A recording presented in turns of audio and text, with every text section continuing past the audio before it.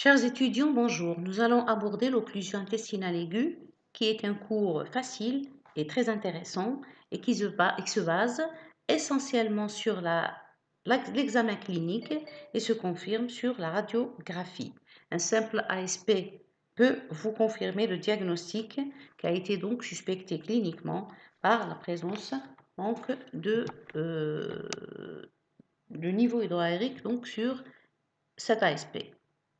Donc, nous allons définir cette occlusion intestinale aiguë et donc elle se définit comme par un arrêt du transit intestinal, c'est-à-dire un arrêt des matières et surtout des gaz intestinaux. La cause de l'occlusion peut être mécanique, c'est-à-dire obstruction ou strangulation. Elle peut être aussi fonctionnelle. Le diagnostic en est le plus souvent facile dès l'examen clinique et il est confirmé par la présence de niveaux liquides surmontés par des gaz à la radiographie de l'abdomen sans préparation, c'est-à-dire l'ASP. Comme généralité, quelques mots pour dire que c'est une urgence le plus souvent chirurgicale qui se voit à tout âge et elle est fréquente et elle peut aussi mettre rapidement le pronostic vital en jeu. Les étiologies sont nombreuses, mais le scanner est d'un apport très intéressant et souvent le traitement est chirurgical. En fait, tout le problème des occlusions aiguës intestinales est de pouvoir, après avoir fait le diagnostic, apprécier son retentissement sur l'état général, savoir s'il s'agit d'une occlusion organique ou fonctionnelle et savoir aussi quel est son siège quand elle est mécanique. Quels sont les objectifs?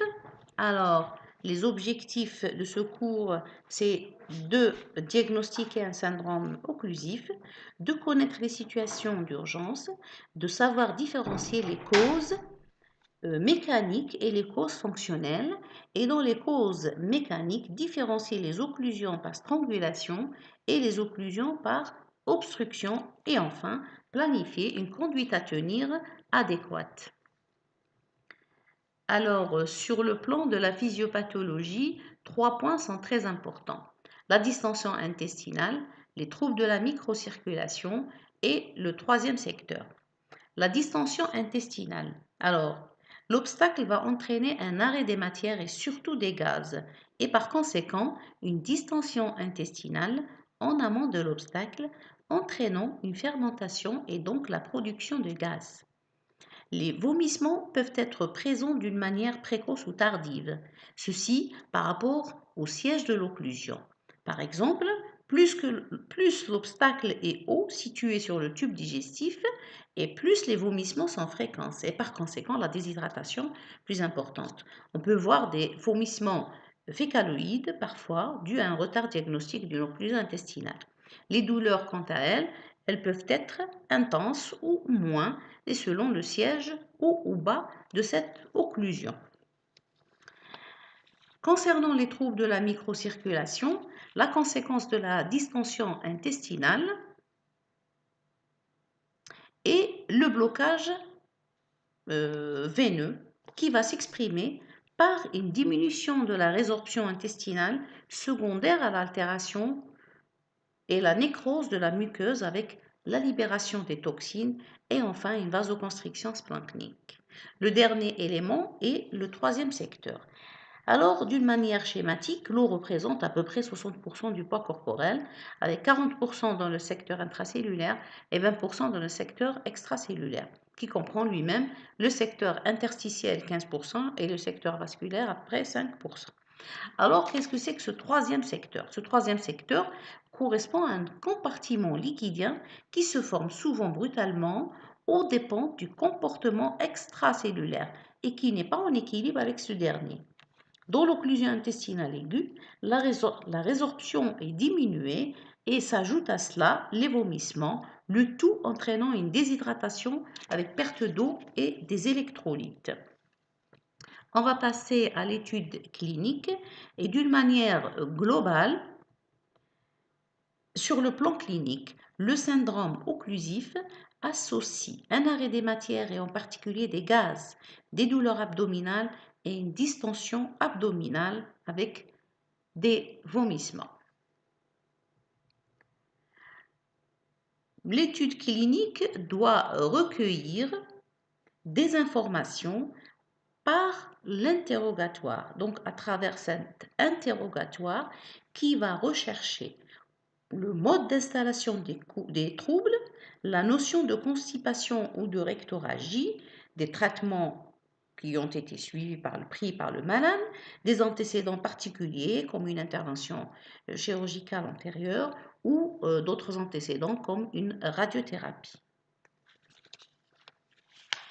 Alors, les signes fonctionnels. Alors, votre patient va venir vous consulter et il se plaint d'une douleur abdominale qui est le symptôme le plus précoce. Et ces douleurs sont progressives ou brutales en rapport toujours avec l'étiologie. Elles peuvent être permanentes ou paroxystiques, parfois angoissantes. Les nausées et les vomissements peuvent être absents au début, alimentaires bilieux et parfois fécaloïdes. Ils sont variables. Ils peuvent être plus ou moins fréquents et plus ou moins abondants. Par exemple, ils sont fréquents si le siège est haut situé, par exemple sur le grêle. L'arrêt des matières et des gaz est un symptôme très important, en particulier l'arrêt des gaz. J'insiste là-dessus, et cet arrêt est quelquefois tardif, masqué par la vidange du segment distal. Cet arrêt est précoce quand l'obstacle est bas situé. Alors, on va passer à l'examen général. Cet examen général est très important puisqu'il doit apprécier le retentissement de l'occlusion sur l'état général du patient, par exemple quand sa température qui peut être normale ou élevée, et cela donc par rapport au temps et la durée de cette occlusion. On doit également rechercher des signes de choc hypovolémique, la tachycardie, comme la tachycardie, l'hypotension artérielle, l'insuffisance rénale fonctionnelle, etc. Et on doit aussi rechercher une déshydratation extracellulaire en rapport avec le troisième secteur. Alors, l'examen physique, qui comprend l'inspection, la palpation, la percussion, l'auscultation et les touchés pelviens. Alors, cet examen physique va surtout rechercher s'il existe une cicatrice abdominale d'une intervention chirurgicale antérieure. Dans l'occlusion, il existe un météorisme qui est un ballonnement abdominal tympanique à la percussion avec une résistance élastique. On peut avoir une défense localisée en rapport avec une anse qui souffre. On n'oubliera jamais par contre de faire l'examen clinique sans palper les orifices herniaires et sans faire les touchés pelviens. Ces derniers peuvent révéler déjà une hernie de laine étranglée ou un fécalome ou encore pire, un cancer du rectum. On va passer aussi, on continue. Donc, on a fait un diagnostic clinique de l'occlusion. On va passer aux examens radiologiques. Et on va demander un abdomen sans préparation, de face et debout, centré sur les coupoles diaphragmatiques. Et il va confirmer le diagnostic clinique en montrant des images hydroaériques. Alors, ces images, ce signe radiologique est fondamental concernant l'occlusion intestinale. Les niveaux hydroaériques, évidemment. Alors, qu'est-ce que c'est? C'est une image d'opacité à bord supérieur horizontale correspondant au niveau liquide et elle est surmontée d'une clarté gazeuse. Ce sont donc les niveaux hydroaériques et qui sont le symptôme fondamental de l'occlusion intestinale aiguë. Alors là-dessus, sur cet aspect, il faut évidemment préciser le nombre et le siège de ces images hydroaériques. Ceci est un élément très important pour savoir si c'est le grêle qui est en cause ou le côlon. Nous avons donc des images d'ASP sur des ASP qui montrent des niveaux hydroaériques de type grélique qui sont plus larges que hauts, ils sont centraux et ils sont nombreux. Sur l'autre cliché, nous avons des images hydroaériques de type grélique et des images hydroaériques plus hautes que larges. D'un côté, vous avez les images gréliques plus larges que hautes et de l'autre côté, donc sur le même cliché, vous avez des images qui correspondent à un niveau, donc au niveau du côlon et qui sont plus hautes que larges. Lorsque la cause est difficile à retrouver, on va faire un scanner abdominal. Donc, cette TDM abdominale est pratiquée d'ailleurs de plus en plus fréquemment et il va montrer le diagnostic positif d'occlusion et le siège et la cause de l'occlusion.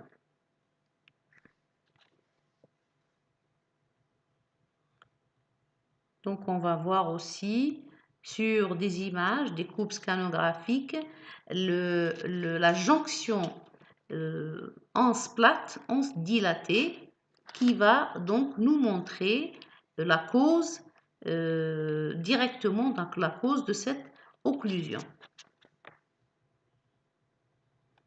Après cela, nous avons quelques examens biologiques évidemment à faire pour voir un petit peu comment cette occlusion, cette pathologie s'est répercutée donc sur l'état général du patient. Et plus on attend et plus les dégâts sont plus importants. On peut observer une hypovolémie avec une augmentation de l'hématocrite et de la protidémie, une hyponatrémie secondaire à l'élévation donc du natrium des liquides digestifs, une alcalose métabolique secondaire au vomissement acide, une acidose métabolique avec hyperkaliémie secondaire à l'ischémie, une augmentation de l'amylasémie, une augmentation de la créatinine phosphokinase qui est en rapport avec la nécrose intestinale et qui est donc tardive, et une hyperleucocytose, une altération de la fonction rénale. Après donc avoir fait un bilan donc du malade, on va essayer de faire le diagnostic de siège pour voir de quoi il s'agit. Est-ce que c'est le grêle? L'obstacle se trouve au niveau du grêle ou au niveau du côlon. Donc quand l'occlusion se trouve au niveau du grêle, comme je vous ai dit au début, les vomissements sont précoces. Et en fait, il faut savoir que certains caractères apportent des éléments de présomption. La différence entre les occlusions du grêle et les occlusions du côlon est clinique et radiologique. Cliniquement, donc, si c'est le grêle qui est en cause, les vomissements sont précoces. L'arrêt des matières et des gaz est tardif. Les signes de déshydratation extracellulaire sont importants, et ceci d'autant plus que l'obstacle siège plus haut. L'ASP va montrer des niveaux liquides plus larges que hauts, nombreux, centraux. Si l'occlusion se trouve au niveau du côlon, alors à ce moment-là, on remarquera que les vomissements sont tardifs, l'arrêt des matières et des gaz est précoce, les signes de déshydratation extracellulaires sont peu intenses, ils sont modérés, et les niveaux hydroaériques sont plus hauts que larges, de siège périphérique et peu nombreux. Donc ça, c'est le contraire du grêle. Ça, il faut le connaître parfaitement. Alors, on continuera pour préciser le type d'occlusion. Alors, nous avons dit que les types d'occlusion, soit qu'elles soient fonctionnelles, soit qu'elles soient mécaniques. Donc, les occlusions fonctionnelles, c'est, si vous voulez, elles sont caractérisées par une paralysie intestinale qui est réactionnelle. Réactionnelle à un foyer qui soit inflammatoire, comme une appendicite, hypocratite aiguë, colique néphritique, etc., ou à un abcès, par exemple un abcès appendiculaire. Il n'y a pas donc de bruit hydroaérique à l'auscultation, donc à la clinique, à l'examen physique. Le liquide gastrique est peu abondant et clair, on le voit donc sur la sonde nasogastrique, et les signes généraux cliniques et biologiques sont modérés. Alors la radiographie va montrer une dilatation diffuse du grêle et du côlon, parfois les deux, parfois l'un ou l'autre, ce qu'on appelle l'aérocolie. Elles peuvent accompagner donc tous les foyers inflammatoires ou infectieux, évidemment, comme je viens de le dire. Elle peut aussi, par exemple, accompagner aussi une fracture du bassin.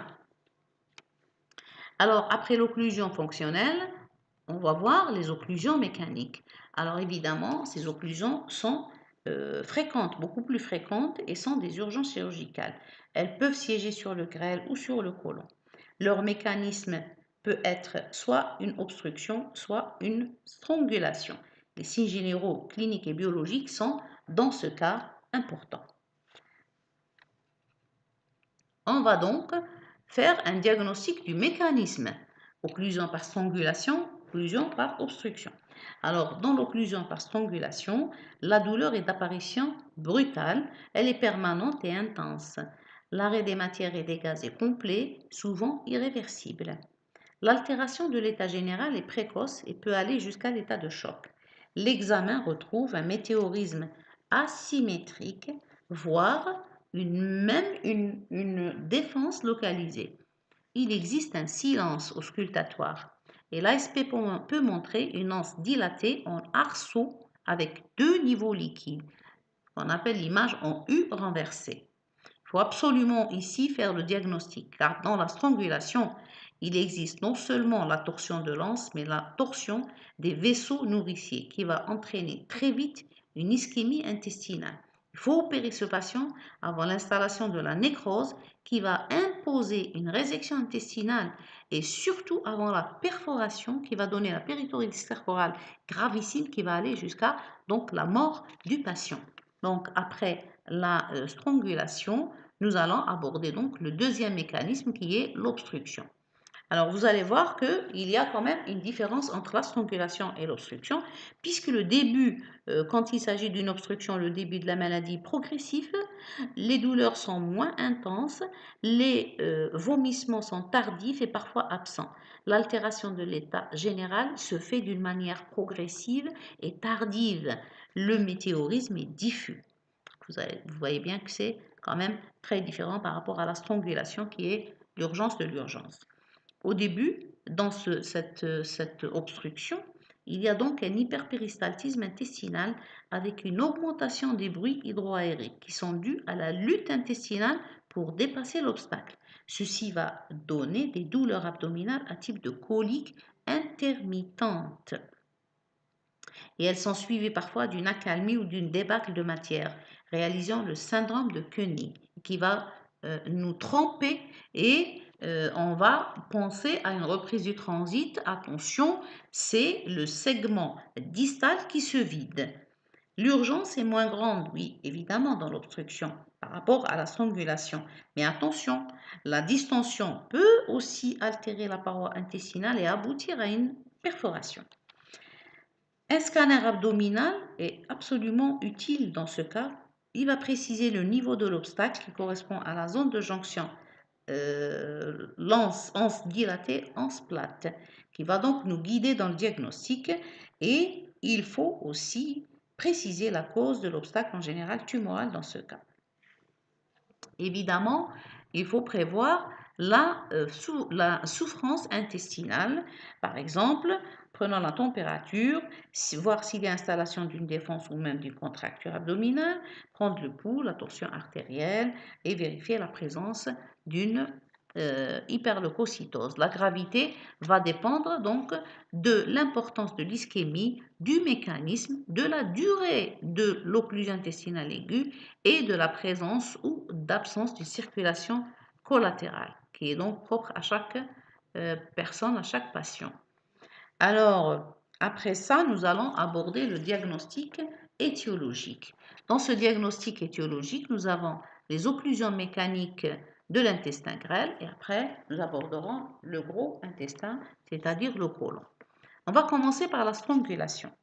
Alors, dans la strangulation, on prend l'exemple du volvulus du grêle. Alors, c'est le plus fréquent et il survient sur un patient ayant des antécédents d'une intervention chirurgicale. Il s'agit dans ce cas d'une bride post-opératoire, je veux dire le plus souvent, d'une bride post-opératoire au pied de l'anse qui va entraîner une torsion.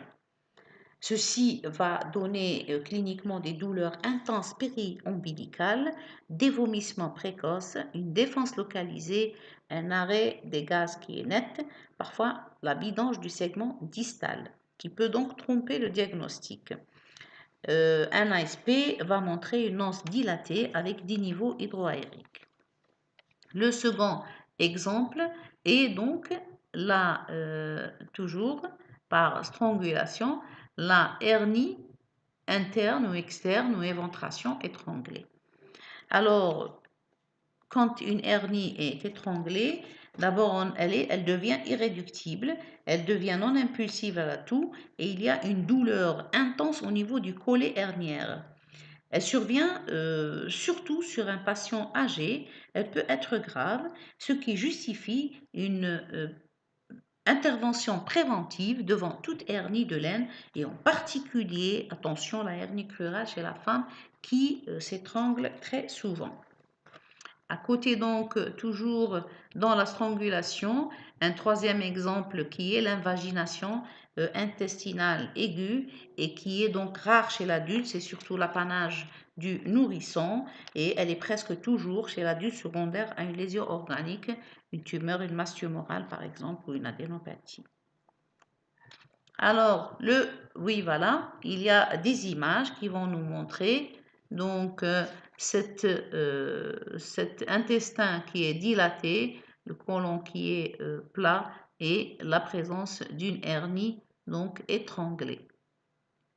Ici, vous avez la fameuse jonction anse au niveau du grêle, anse plate, anse dilatée qui va donc guider le diagnostic très souvent, donc d'une manière très facile. Ici, c'est schématique, on voit la bride donc au niveau du grêle, l'étranglement hernière, on voit le sac hernière et on voit donc le côlon. Ici, c'est un volvulus du côlon et là, c'est une invagination donc au niveau du grêle.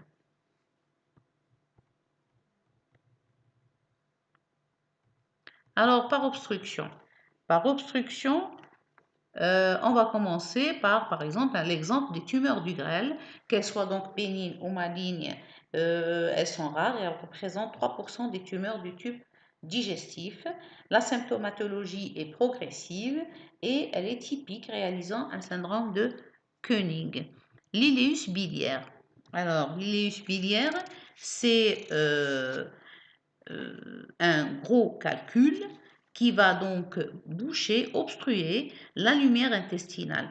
Alors, d'où vient ce calcul? C'est un calcul qui est vésiculaire au départ, et puis lors d'une cholécystite, le calcul va donc passer à travers une fistule cholécysto-duodénale. Il va donc passer dans le duodénum et il va réaliser un tableau d'occlusion à rechute avec une maladie biliaire souvent asymptomatique. Sur l'ASP, nous avons des niveaux hydroaériques et surtout une aérobilie. Nous allons avoir de l'air dans les voies biliaires. On peut citer aussi les corps étrangers qui vont donner à peu près le même tableau d'occlusion intestinale. Voilà, sans cette aérobilie. Donc sur ce scanner, on voit une coupe. Alors, sur cette coupe scanographique, on voit cette image calcique qui est donc un calcul, qui est une image opaque, donc un calcul qui bouche cette anse intestinale, surtout au niveau de la valvule de Bowen. Alors, nous allons donc passer à l'occlusion mécanique du côlon. D'abord par strangulation et par exemple, nous avons le volvulus du sigmoïde qui est une pathologie donc fréquente. Elle survient sur un homme âgé de plus de 50 ans. Elle va s'exprimer cliniquement par des douleurs abdominales et sur le plan physique, l'examen physique va montrer un météorisme important et asymétrique. Les vomissements sont peu fréquents et on peut retrouver à travers l'interrogatoire des antécédents de constipation. Et sur l'ASP, nous avons la fameuse image d'arceau, image donc claire, avec des niveaux. On peut aussi avoir l'image donc complète de cet arceau ou en grain de café, certains l'appellent comme ça, et qui existe dans le volvulus du côlon sigmoïde. Nous pouvons aussi avoir comme exemple le volvulus du cécum, qui est rare par rapport au volvulus du sigmoïde, mais il peut arriver par un défaut d'accolement du cécum. Il va aussi donner une distension abdominale avec un arrêt des matières et des gaz, évidemment. Et quand il s'agit donc du côlon par obstruction, c'est surtout le cancer du côlon qui est une cause extrêmement fréquente d'occlusion avec un début qui est progressif. Donc, au fur et à mesure que la tumeur progresse, nous allons avoir donc ce rétrécissement du côlon. Donc, c'est progressif dans le temps. C'est pas comme la strangulation. L'altération de l'état général qui s'observe évidemment de jour en jour. Parfois, on retrouve une notion de rectorragie, l'arrêt des matières et des gaz, et surtout des gaz qui est net, et nous avons un météorisme souvent en cadre. Sur l'ASP, nous allons avoir des niveaux hydroaériques qui sont plus hauts que larges. On peut citer d'autres causes, juste au passage, le syndrome d'Ogilvie, qui est une dilatation colique sans obstacle mécanique, et il y a aussi un fécalome, surtout c'est le sujet âgé, qui peut entraîner une occlusion intestinale. Donc il faut penser à ce fécalome. D'une manière donc schématique, nous avons ici donc la tumeur qui va obstruer. Nous avons ici l'étranglement d'une anse hernière, par exemple. Là, c'est le volvulus. Nous voyons ici déjà l'anse qui se noircit. Là, c'est le fécalome qu'il faut parfois donc enlever par voie basse. Et ici, nous avons donc une bride qui cravate le côlon droit et le grêle. Alors, d'une manière très très schématique, nous allons donc des images de tumeurs d'obstruction. Nous avons ici une tumeur endoluminale au niveau, voilà, endoluminale. Et là, nous avons une tumeur qui est extraluminale, c'est-à-dire qui est à l'extérieur par rapport à celle-là, qui va donc entraîner une sténose. Alors, on peut avoir aussi une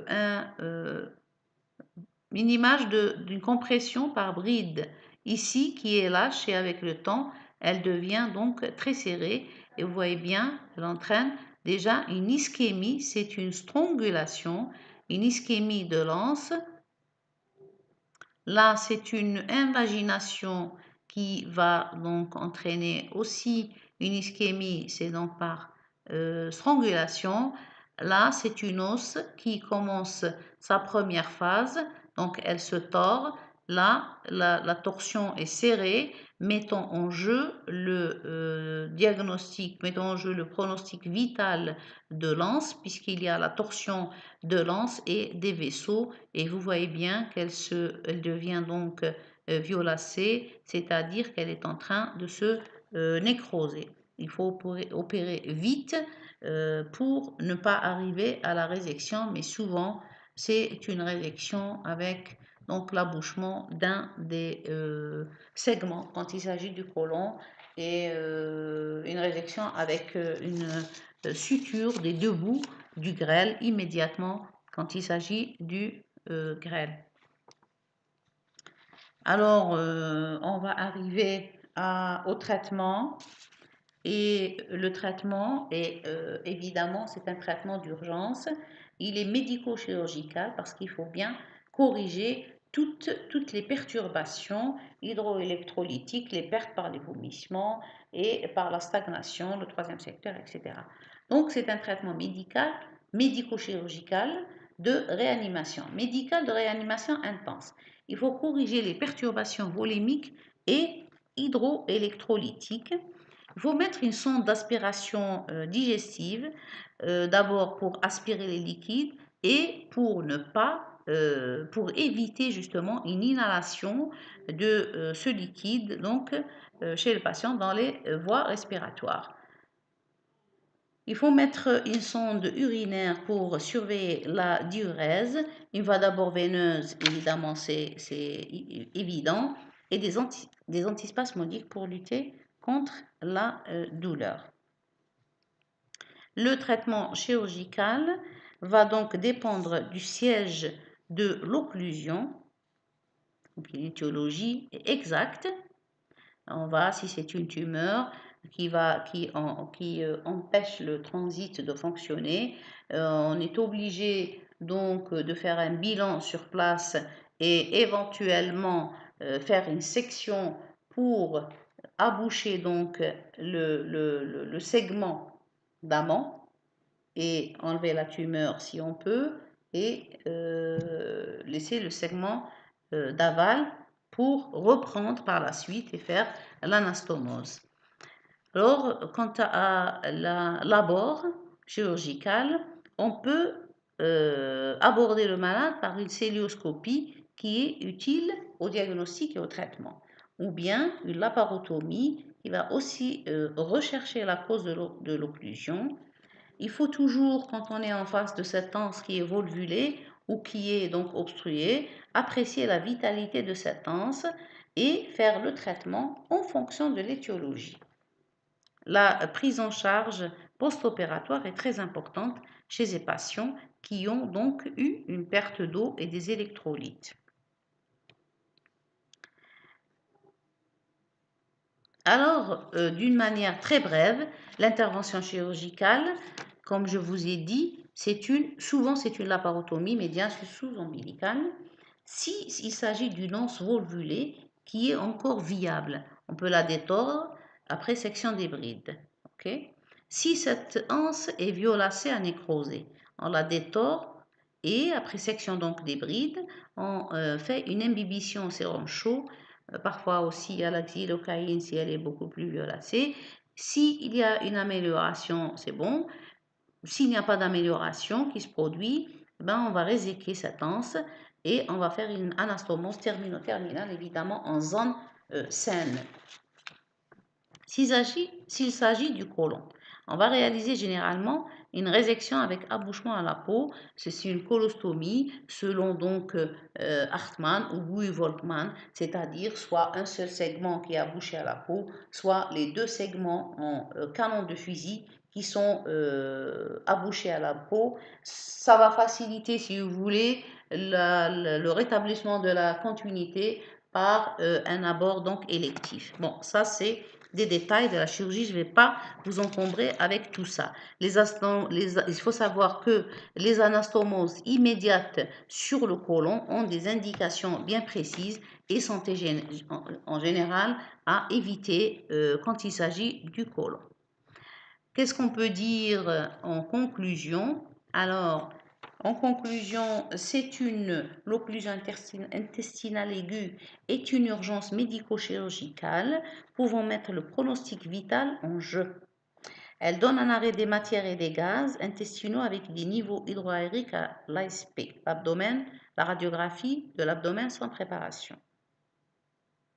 Il faut également souligner l'importance de l'examen clinique qui va guider rapidement vers le diagnostic. La cause de l'occlusion peut être mécanique, obstructive, donc par obstruction, par strangulation, ou bien fonctionnelle. Donc, il faut différencier la cause par strangulation et la cause par obstruction. Donc, il faut différencier les deux types d'occlusion. Tout le problème est des occlusions intestinales aiguës et donc de pouvoir, après avoir fait un diagnostic clinique et un diagnostic radiologique qui va confirmer donc cette occlusion, il faut apprécier son état, son retentissement sur l'état général et savoir s'il s'agit d'une occlusion organique ou fonctionnelle, comme on le dit, je le dis donc et je le répète, savoir aussi quel est le siège quand elle est mécanique. Les étiologies, il y en a beaucoup, mais le scanner est d'un apport très intéressant et souvent le traitement est chirurgical. Mais il faut faire un diagnostic à temps, en particulier quand il s'agit d'une occlusion par strangulation, afin d'éviter les situations de péritonite stercorale par perforation du nonce intestinal qui va engager le pronostic donc vital. Et je vous remercie de votre attention.